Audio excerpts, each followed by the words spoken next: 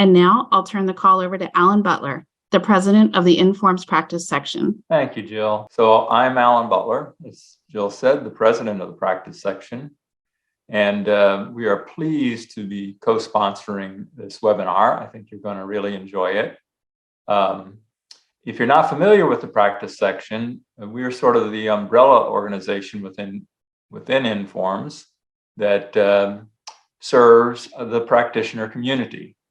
We do a lot of different things. We have webinars. We have a lot of prizes that we sponsor and run, and I'm sure you're familiar with those, the Edelman Gala and the Wagner Prize and so forth and so on. And we have some great networking events.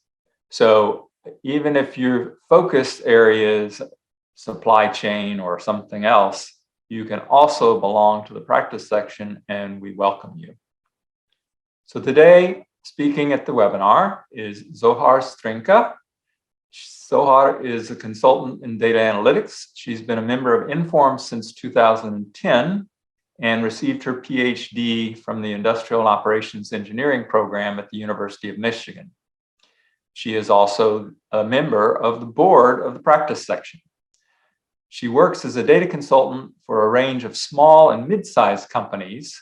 And she realized early on that if you're not focusing on the right business problem, it was data engineering and data quality problems which were most likely to sink a promising project. So I give you now Zohar on how to recognize bad data. Thank you for that introduction, Alan. To answer the question, there isn't video today, just a technical challenge. So first, I wanted to thank Informs in the practice section. If you are not a member of Informs, I encourage you to consider joining. If you're not a member of the practice section, check out what they offer, just like Alan went over. And if you are a member of Informs and have not yet voted, please search your email for information about that. So I wanted to give a brief introduction for how I got to be here doing this webinar today. So like Alan covered, I studied at the University of Michigan. I studied industrial and operations engineering. I specifically worked on supply chain optimization. And during my PhD, it was a more theory-focused PhD. So I did computational experiments, but never touched real data, in air quotes, at that time. After I graduated, I moved to Denver, so that's where I still am. And I had decided that that transitioning into data science made the most sense to me. So I started applying to jobs, and to get my data skills sort of up to speed, I started working on a trading algorithm while I was job searching. So if you ever touch this kind of financial data, it's mostly pretty easy in hindsight. So at the time, I struggled a lot trying to figure things out. I spent a month handicapping my algorithm by about 8 hours because I didn't manage my time zones properly. So it's an ongoing issue. I feel every person who works with data at some point has to struggle with time zones. That's my go-to example for what companies that are hiring people with experience, they don't want you to pay you to struggle with that sort of basic issue. But at the time, the data was still sort of fundamentally easy because it's very well structured, it's very clean, the labels are clear. About a year after moving, I started a job as a data scientist consultant. So I spent a lot of time trying to guess what the data meant. This was partially because my clients would give me access to a database, and then I'd just sort of try to figure out what they needed or how I could find what I needed. But I really just sort of would get access and see what I could do, or they'd give me some data and I'd see what I could do. And so I spent a lot of time really trying to figure things out on my own. like Alan mentioned in the intro, I kind of quickly caught on that a lot of data quality issues were what was stopping me from really delivering the value I wanted. And so this idea of bad data was really, okay, if the data is bad, I can't really work with it. So after spending that first year sort of as a data scientist consultant, I continued to do that, but got more into working as an independent. I started to have less time to sort of mess around with each new client, just as I got more experienced, got more interesting projects. And so I started to ask more questions of the subject matter experts. So SMEs are one of my favorite people in the consulting world. So they are people who know things about some subject that you don't know, right? So they're the subject matter experts. And so I spent a lot more time asking them questions instead of just guessing.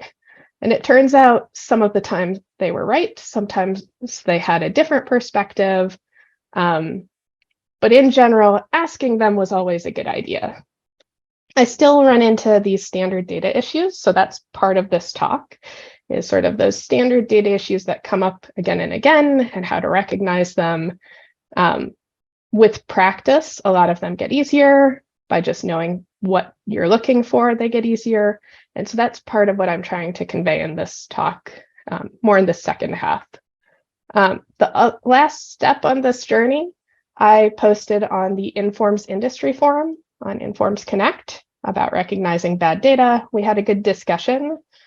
People brought up some interesting issues there. And so I encourage you to join that group on Connect if you are an Informs member. So as I was preparing this talk, I settled on this pretty simple summary. So bad data is data that is not what the business needs. And why I think that's so key is because a lot of people hear bad data and they think of this first bullet, incorrect data, like data that is just wrong. And that's what's the problem. The data is wrong. And in my experience, that's actually a tiny sliver, or maybe a medium sliver, but it's a smaller subset of the challenges you run into as a data professional. So sometimes the data is just wrong. We'll talk about that, but much more often it's misunderstood. Might be upstream of you, might be someone downstream of you. You might be missing context, might be hard to work with. And then sort of this last one's a catch-all where it's not relevant enough to the business. And so this concept of what does the business need really drives most of these categories. And even for things that the data is incorrect, it's wrong, the business needs drive the justification for going in to fix it. So a lot of times it's not actually worth fixing incorrect data because of the effort it's going to take to make it correct. So with that in mind, I just wanted to take a couple quick slides and sort of give these this concept of techniques for reviewing your data. And in the next slide, I'll specifically talk about reviewing your data for prediction.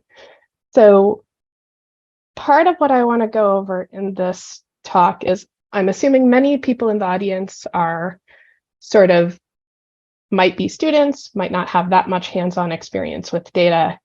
If that's the case, one thing that's taken me a while to understand is just how many decades and decades of best practices are out there for some things in the data world. So when we're talking about reviewing your data, usually you're coming at that from a stats background, or at least you should be. So statisticians have been doing this for ages.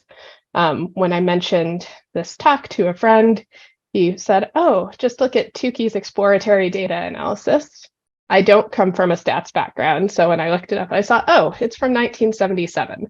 So it did not cover a lot of the things I'm talking about today. But for this slide, it talks a lot about how to actually review your data. So briefly, you can look at the data in isolation.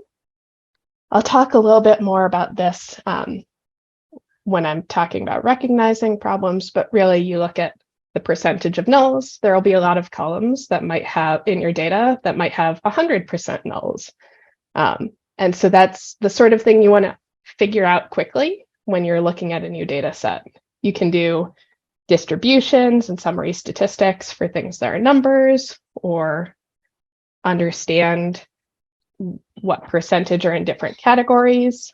So there's sort of this look at the data one column at a time. You can also look at the data in combination. So histograms are great, univariate scatter plots, and other sorts of things. I do also want to emphasize there are a lot of tools out there, lots of different kinds for data profiling. So this reviewing your data, you might be doing it more in a stats sort of way, or you might be doing it more in an exploratory kind of way. So that is called data profiling. I tend to use business intelligence tools a lot.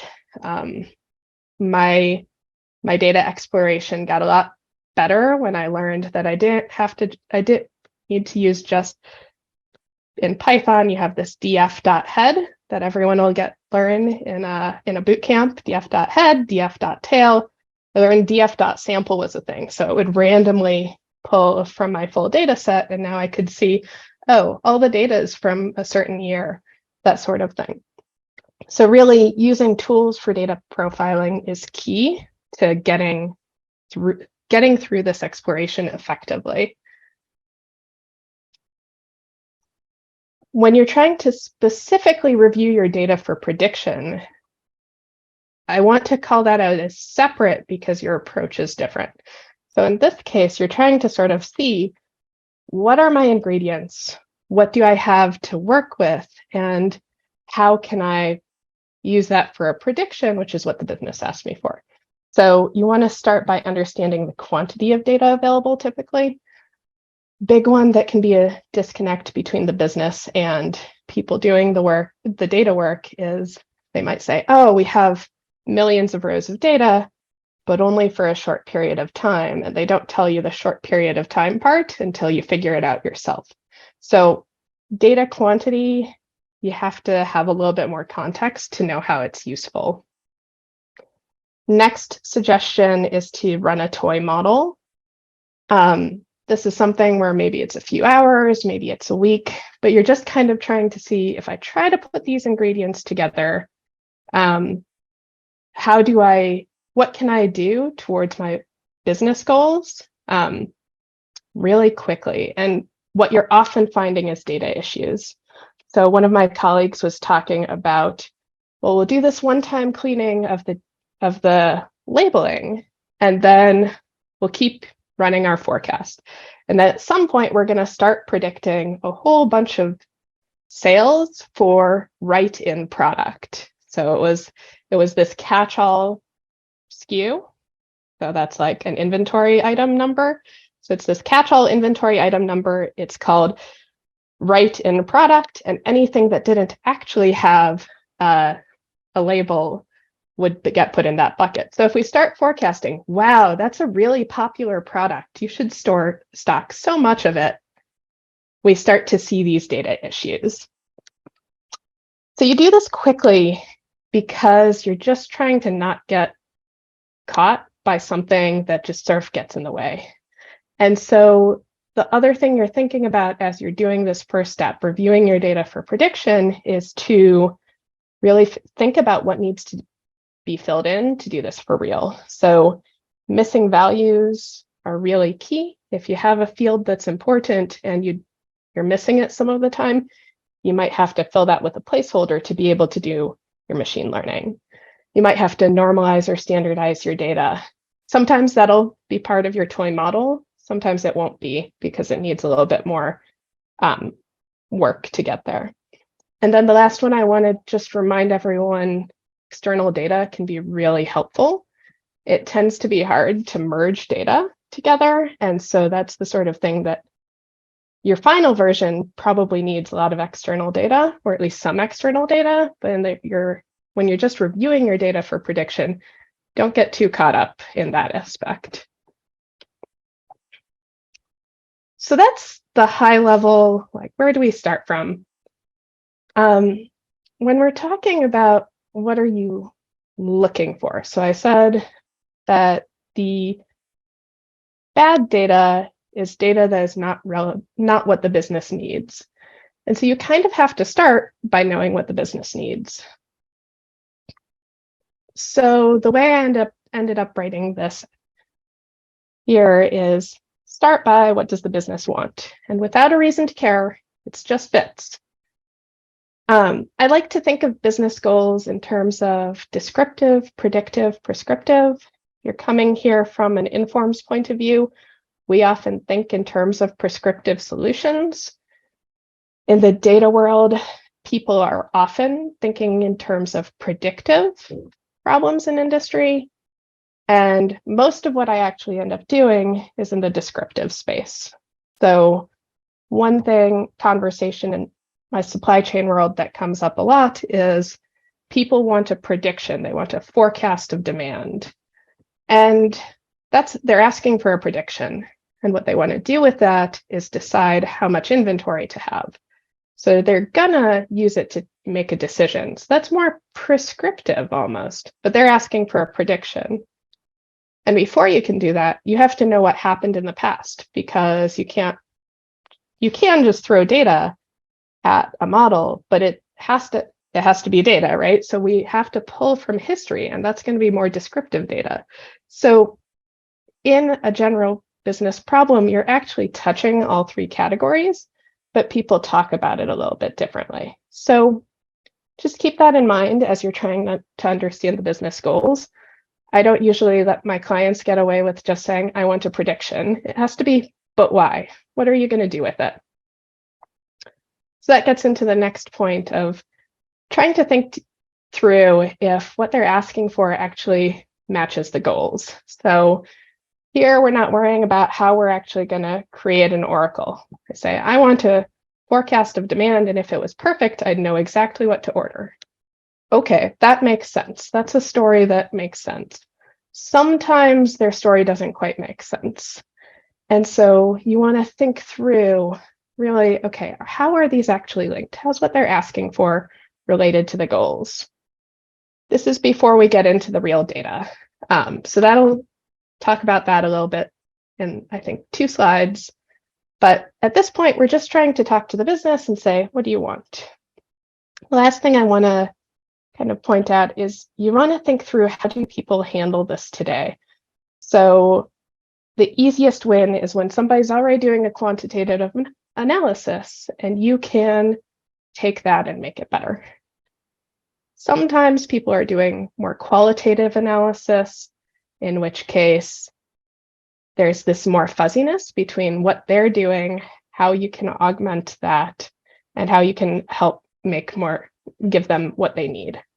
And sometimes they're doing something without data, and then it becomes very hard to have this conversation about what to do next, right? So if somebody's just like making decisions without data, they might think data will be useful, but there will be a lot more fuzziness in how you tell that story.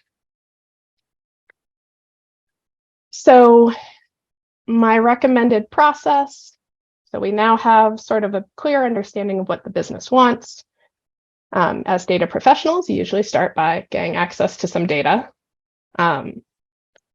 Next step, like I mentioned earlier on, I really recommend talking to some experts, some subject matter experts, and get their opinions. In my first time as a data consultant, I would say, oh, that's great, we should do exactly what you're saying. Over time, I learned, no, do not make promises before you've learned a lot more about this full story. So gathering expert opinion, listening, asking good questions. But at this stage, it's still too early to really know where things are headed most of the time. Sometimes your client will have a data dictionary or one random person at your client. So or in your role. So ask for the data dictionary if it exists. Sometimes this is actually in the source systems. So there's a system I recently was working with, where if you press the right keyboard shortcut, you got the help, and it had a lot of great useful information in there. I recommend getting a tour of the front end for any key source systems. So things often look a little bit different in the front. So that's just a step I recommend. And once you've got the sort of picture of the data and the actual data, take it back to the business for validation. So that's an important step, because as you're pulling all this information together and trying to really understand what you have to work with, what are your ingredients, you can really start to get a picture, but sometimes you are missing some key part of the business rules and business logic. And so you always want to take it back for validation. So this concept model thinking is one that I learned about recently from Dick Larson, who's a former Informs president. This concept is really that we think in models, and you can develop those skills. And I use this every day in my data life, because, like I've kind of been talking through, you start with the business goals and the data you've got. And then you want to kind of start to try to think about, how can we connect the two? And really the secret sauce is you're never going to have a perfect connection between the two.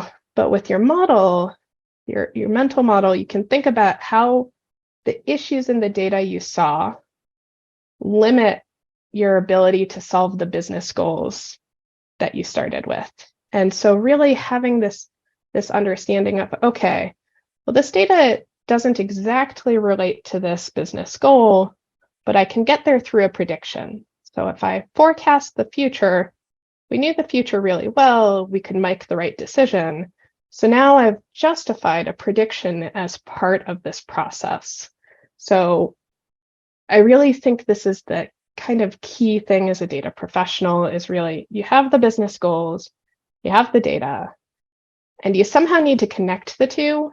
And there will always be trade-offs as you work with the reality of limited, not exactly what you need data. So data that is not exactly what the business needs, but you can get close through models, through analysis, through algorithms, if you keep that picture in mind. All right, so that was all the intro. Most of the rest of the talk is what was actually in the abstract. So we're going to talk through how you recognize and address bad data. And then we'll close with some comments about automation and getting people to actually make these changes. So I've mentioned this category of incorrect data, and that people often kind of just say the data's bad, so we can't use it. And it's kind of fuzzy, because when you say data's incorrect or bad, it implies there's some correct version of the data that everyone would agree is correct now.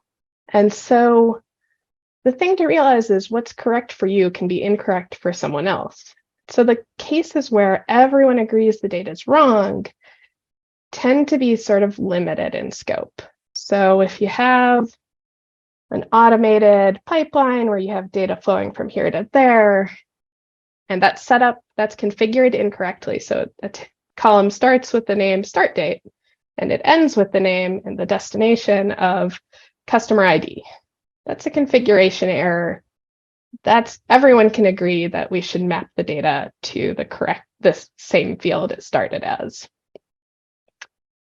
Sometimes you'll have system failures. So if you ever get into more nitty-gritty database technology things, you might hear of things like exactly once guarantees or at least once guarantees. And these are sorts of things you worry about when you're trying to make sure that data is complete and intact at the destination. So that's another case. Everyone can agree if the data was inputted and then didn't make it to the database, that's incorrect. Sometimes we have bad joins. So that's another example of a case where once somebody explains the right way to do the join, everyone can agree potentially that this data was incorrect and now it's correct. The other one tends to be the most elusive, where we might have manual entry issues. So if people are hand typing something, there will be typos. So that one is once again something where we can all agree it's incorrect. What to do about it becomes a much more iffy conversation. So with that definition, if you've identified incorrect data, then you sort of want to figure out, is this a typo or not? If it's a configuration thing, you can try to fix it. If it's a manual entry issue, you may or may not be able to get around that. What I find is data types are really, for me, the best way to confirm if I'm dealing with incorrect data. So if I see, hey, that customer ID field looks like a date, something's off. So just recently, I had a client give me a CSV. And a couple of days later, he told me, oh, I had to manually add the headers, so I missed a comma. Our ETL tool, so this tool that was pulling the data, noticed that there weren't the right number of columns. And so in order to say, yes, before we heard from the client how to fix it, we checked and saw, oh yeah, start date is the fourth name and the dates start in column 4. So yes, we're just missing a comma. So incorrect data for me is mostly I check data types. Something that's null and seems like it never should be null. That's where you can see system failures. Bad joins are also often that data type. So that's one category of bad data. The next category that I wanted to talk through is misunderstood data. So I talked about having this mental model from the business problem to the data and how you'll connect the two.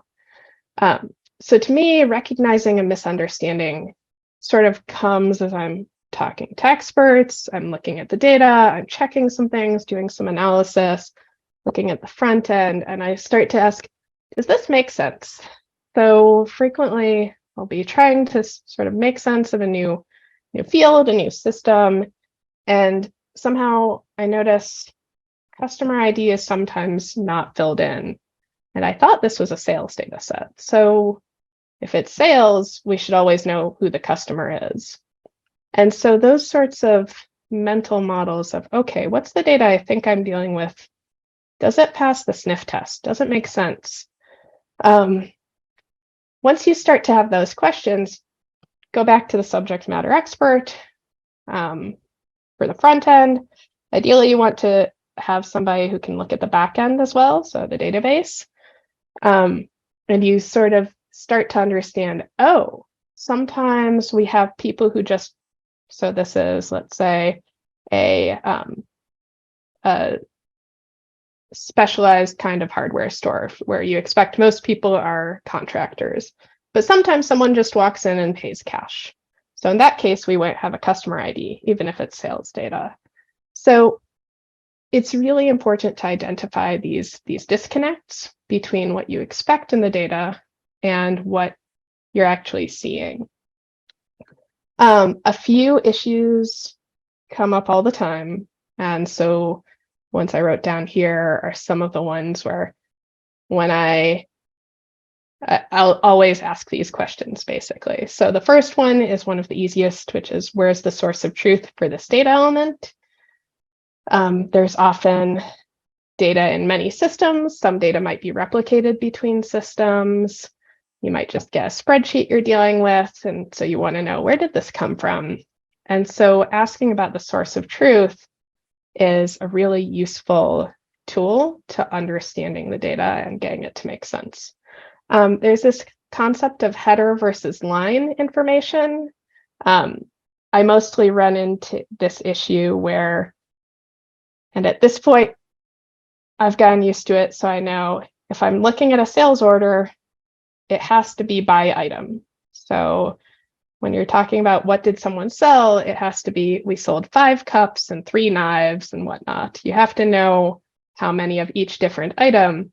That's the line. So if you think of a receipt, each line is what the item you bought is, and the header information is like, where's the store? What's the phone number? What's your credit card information? And so that structure is really key to making sure you understand the data, because otherwise you might think, oh, we're missing all this stuff that I need to know in order to do my job. Understanding the grain of the data is really important. So that can be driven by systems, it can be driven by a lot of different things, but this idea of grain is how detailed is this data? Do we know customers' specific locations, right? So let's think of when you're placing an order on Amazon, you have different addresses you ship to, right? So maybe you have your address and you sent someone a present one time. If we're looking at the customer information, Zohar Strinka, I'm going to have sort of one address potentially attached to me, which is my billing address. But then we might have many shipping addresses. And so having really good clarity about what is the grain of the data is a key piece of making sense of it. I mentioned time zones. I did see the question about dealing correctly with leap seconds in the chat. So dealing with time zones, I'm just going to kind of say, no, it's difficult. And depending on what your problem is, right? Going back to that business problem, sometimes it's going to be critical and sometimes it's going to be less critical. So a lot of the work I do, we're talking about how many boxes of cereal should we have on the shelf. I don't really care that much. I'm not getting multiple shipments of cereal a day to my grocery store, right? So it's not going to matter much about the second, minute, or even the time zone. I can do that analysis at the day level and it'll still be reasonable. But if you have to care about time zones because of the business problem you're dealing with, ask a lot of questions, lots of questions. One thing I mentioned was this configuration issue where you might have data coming from a destination or coming from a source and going to a destination. One thing I've noticed a lot is you might have multiple sources coming into a single destination. So that I'm calling this aggregation of multiple data flows. When you have many sources coming into one aggregate view, what you'll often see is that some fields will be filled from one source. And when the data is coming from a different source, different fields will be filled. So maybe we have a customer ID for all rows, but we have category data only from one source or something like that. So when you start to get a sense that there's multiple sources coming into a single destination, it's important to ask more questions about each of those sources because they're going to be most likely a little bit different. And what looks like 50% nulls when you're starting with your initial sort of stats-driven review of the data, so you have 50% nulls, well, no, it's actually 100% nulls from one source and 0% nulls from another source. And so that sort of understanding the data can make it so much easier to do what you're trying to do. Wanted to touch on understanding when certain data is available. So there's a book called The Optimization Edge, which I recently read.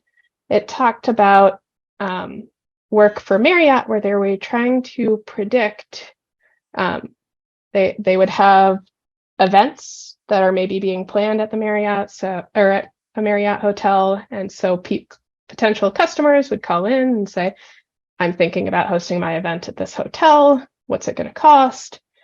And one of the questions in the sales process was, what are your audio-visual requirements? So do you need a projector, that sort of thing? And so as they were working on this prediction model for who was actually going to end up having their event at this hotel, what they found was, wow, audio-visual requirements. If they need a projector, they are way more likely to actually host at this hotel. That's great information. Well, not so fast. They went back and talked to the salespeople and found out that while it was something they could ask about in the sales process, usually they didn't. So what happened was the audiovisual requirements, I need a projector, got entered only for customers that actually decided to have their event there. And so, especially when you're trying to do predictions, it is really key to know when data becomes available, since it's not always when you think. The last one I wanted to mention here is this question of how old is this data set? So I spend a lot of my time more in the data engineering world, because if you have data that's 6 months old, that's way less useful than having data that's yesterday's data. But in reality, a lot of times people will pull a data set, they'll do a bunch of work with it, and then ultimately you'll get this data that turns out to be 6 months old. So if you're handed a data set and not direct database access, it's really important to ask how old it is.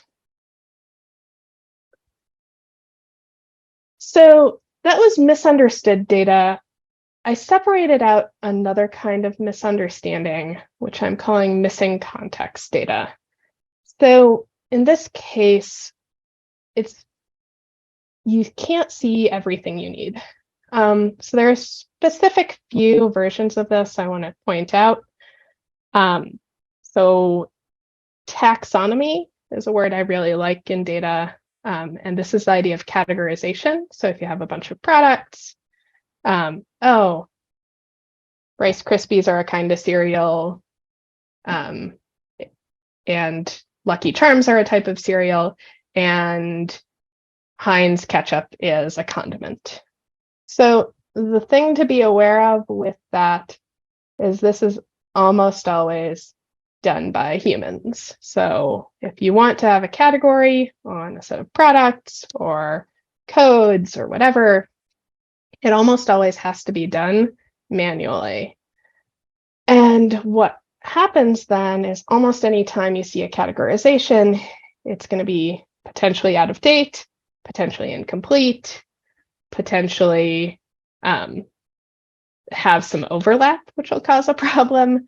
And so for one, you need categorization is one of the best ways to be able to understand like really detailed data at a rolled up level. Like you can't really digest millions of rows of data, right? You sort of have to combine it in some way. And looking by categories is a great way to do it, but someone has to have categorized the things you're dealing with. So that's the most common I've seen is you might be starting to work with your data. You have the item level detail and no categories on those items. And so it becomes very hard to know, what do people actually care about? How should I slice up these thousands of items? Okay, I know my profit margin for cereal. I know my profit margin for wine. But if you don't have those categories, you just have a list of items and the profit margin by item. So when you're dealing with data, categorization can be really useful. And oftentimes it's been done somewhere in the business. And so you want to find out if you're missing those mapping tables. A lot of mapping might also be in the system. So there might be a table that's a mapping table and you just haven't seen it in a database. I mentioned that system I recently was working with where if you press the right hotkeys, you got the help. Well, some of the mapping data for that system was in the help. It wasn't actually in the database tables. And so if you didn't know it was living there, you had a much harder time knowing what these codes meant. Another kind of missing context is really business rules for interpreting the data. So the example I have here is frequently things change over time. So you might have different kinds of customer IDs depending on when a customer started working with you. So really, my suggestion here is sometimes you sort of ask yourself, am I missing something? Like this, it seems like I need something else in order to do the analysis I want to do. In that case, ask for help. So the one I've been doing as a consultant is really recently I came across this idea of asking, okay, do you have any files or spreadsheets outside the system that you're using to do your job? People don't always immediately understand what I mean by that. They'll say, yeah, there's this one, and then you talk a little bit more and find out, no, there are actually 5 other systems that 5 other spreadsheets that they're working off of. They just didn't think of them as spreadsheets. But asking for help if you think you're missing something is really useful to get that context. You can also ask, what does this field mean? Right? So you've explored the data, you've reviewed it, and you've noticed some things you want to ask about them. Find someone who can maybe tell you the story of how that information got to be there. And my last tip, as a data professional, you're often coming in and trying to understand how you can help people do their jobs better. So they don't always understand your work as a data person, but they generally know how to do their jobs. So if my questions, okay, do you have any spreadsheets? If that's not working, I'll just say, okay, can you just show me how you use this system usually to do your job? They can usually very quickly start to show you some interesting things. So that was missing context. The last clear category of bad data that I wanted to talk about was hard to work with data. So this was mostly something I ran into earlier in my career. So my very first data project, I was working with this JSON extract, and it just was so hard to work with. And the way I describe it now, it had this really heavy nesting that was hard to flatten. So JSON is actually supposed to be pretty straightforward to work with, but sometimes you run into some that just like has so much and you can't really parse it back out. And it turns out that what's usually happening is that this was written as XML, which is a different format, and someone decided to code an export as JSON button. And so you clicked that because you're like, XML, I don't want to deal with that. I want to deal with JSON. I'll export as JSON. And it's just it can be very hard to work with. So if you're working with data and you're asking yourself, should it really be this hard? The answer might be no. The answer might be yes. It just kind of depends. But that is a category of what I would call bad data, where you want to try to figure out, okay, is this just how it is, or is it that I don't know how to work with this particular data set? Missing values, I mentioned early on as well. So there's this class of systems called enterprise resource planning systems. They'll have thousands of empty columns, hundreds of empty tables, along or more, amongst thousands of tables to begin with. And it can be really hard to find what you need when you have all that junk kind of in the way. So if you have enough distractions in your data, it can be really hard to work with. And that's where, once again, expert help, talking to a subject matter expert can help you navigate all that. The last one I wanted to talk about was very large data. So when you're dealing with, gigabytes, terabytes, what have you of data, it can be hard to manage that on your computer. It's not necessarily the right step to just get more compute. So sometimes the best first step is to actually take that large amount of data and trim it down to manageable subset.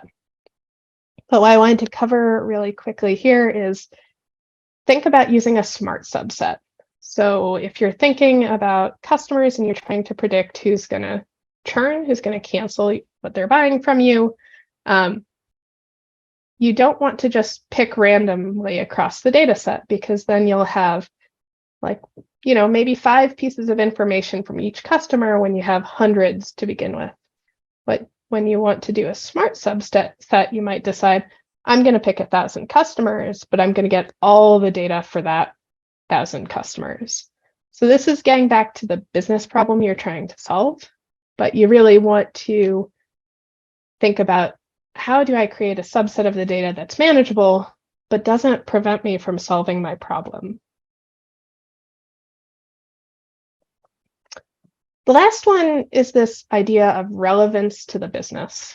And I really I think of a lot of data science work as, we have some data, we want to make it more relevant to the business. So we have historical sales, but we're trying to make decisions about the future. So what we need is a prediction.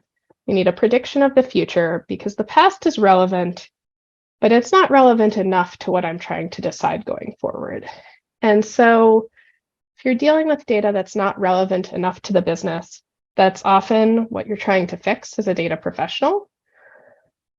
So people might have access to data and they're not using it to make decisions. That gives you a clue that you're going to have some work to do to go from what you've got to something useful. And so make sure you're working with the business, understanding any subject matter expertise about the data, and try to get something useful and usable for the people you want to be using it. So if you're dealing with this, so you have some data, people aren't using it, try to figure out why, what's stopping them. Do they not trust it? Is it historical and they want a prediction? Just try to understand, what do stakeholders think? What are end users wanting? And then the last piece, change management and training, is going to be a part of people changing how they do their work. And so just keep in mind, if the data's already right, it might already be relevant enough to the business, except the people don't know how to use it yet. So my last section is to talk a little bit about fixing the data. And this is air quotes fixing, because a lot of the times as a data professional, you're not going back to the source system and making the data right at its source. So a lot of the time you've sort of got to half fix things, so that way you can create a useful analysis and useful view of your information. So sometimes you're just air quote fixing the data. Sometimes you're actually getting the buy-in to do it for real. And so it's the last thing I wanted to talk through, starting with automation. So as you're doing an analysis, you might say, this is just a one-off analysis. So I'll just go in and I have these codes, right? I have this cryptic data. The system tells me that when the code is AD, that means this. I'll just do find and replace. And so I've done this. I've done find and replace when it's Excel, it's small. I'll just do that. I do not recommend that unless you have a really good reason, because you might get updated input data and you don't want to have the mindset of, I have to redo all this annoying manual stuff, so I will just use the old data. Or you're trying to do this one-off analysis, there's an error in how the data was pulled or your analysis. It's so much easier if you can just fix it and go. And then the last one is sort of the best case. So you do all this, it works, and now you need to reuse it. So automation is not just one single class of solutions. I do a lot of work in data warehousing and trying to get automated processes and tools to get the data right every time with no human intervention. But I'd say one level down from that is if you as a data professional can write code that pulls straight from databases, and uses that, that's the next best thing. You might also have code that pulls from data sets, but you document how those came to be. So how did you get them out of the source systems? And then I think the worst case is find and replace or manually typing. So using VLOOKUPs in Excel or code still makes it easier to repeat the process if you get new data. So highly recommend using automation as a tool. Like I mentioned at the beginning, Stats has been doing data exploration for a really long time. Data engineering has been doing this automated workflows for a really long time. This was a post I came across as I was preparing my presentation. Some data and machine learning engineer who posted about incorrect data will break your data pipelines, and so you can do data quality checks to fix this. So she was talking about Python, but there are these packages that allow you to do testing. But there are also tons of technologies in this space. So know that this exists. There's a lot of discipline and expertise in this space. So definitely if something to learn about as a data professional.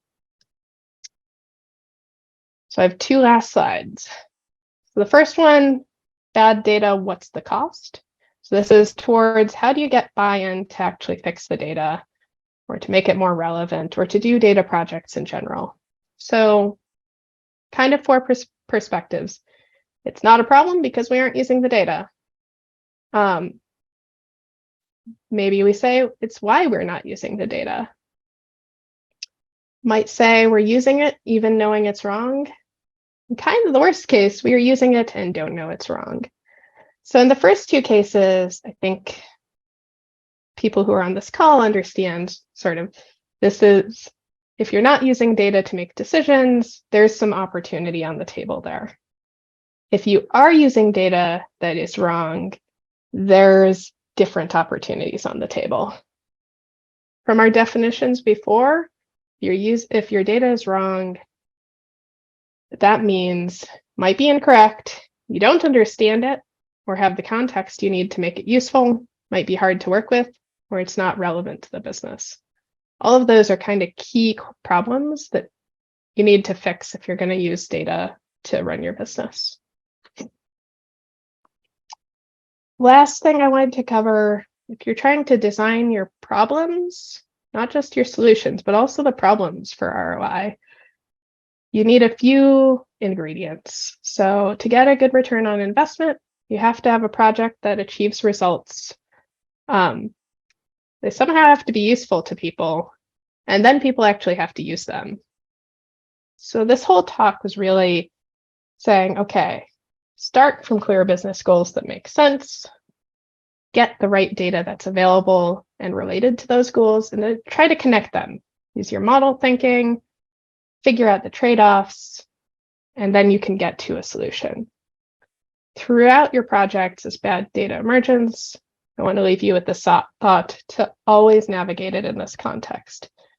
People don't use it because they don't believe it, because there is bad data on the way in, whatever that might be. That's what can tell you how important it is to fix a particular thing. So thank you for the time. I'm happy to take your questions. So I see there are a few in the chat, and otherwise feel free to reach out to me directly if you have other follow-up. Thank you so much, Zohar. Let's see, go to our questions now. I know you talked about one with the leap seconds. Did you want to go into that in more detail? That's a world I haven't touched that much. Okay. There's a great video I've watched that's like 20 minutes talking about how much of a nightmare just time zones because of the politics. So time zones change over time. Like, it is a whole mess, is my kind of summary of dealing with time. Okay. We have another question. How about dealing with missing data when missingness is not independent of what the value would be, so standard imputation is wrong? Someone said, I just got off a 1-hour talk by Marcus Pelger of Stanford, who developed techniques for handling that.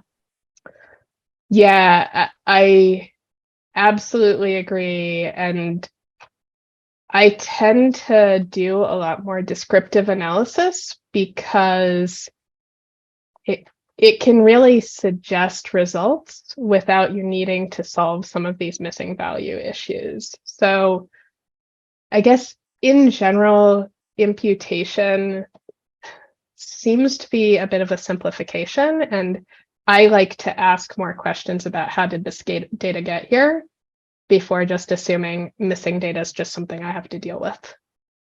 Okay. Another question, how do I know that data normalization is needed? So for me, it's usually about one variable that has a crazy range or has this extremism about it instead of being close to a uniform distribution between 0 and 1. So depending on your tools, that changes a lot. So I guess if you're doing, let's say, deep learning, and you say, I need to normalize, the deep learning models, from my intuition, will kind of unnormalize sometimes. And so it depends. If you're doing linear regression, you'll need it sometimes. It really, if you get weird results, is when I'd say, look at if you might need to normalize something. Okay, we have another question. How bad is outlier for each business process, predictive, prescriptive, and descriptive? Any practical measurement on the distinction between necessary and unnecessary outlier, if there's any necessary outlier? So this was one of the things I cut when I tried to make this presentation a little bit, fit in the time we had. When it comes to the different types of solutions, I lost my train of thought.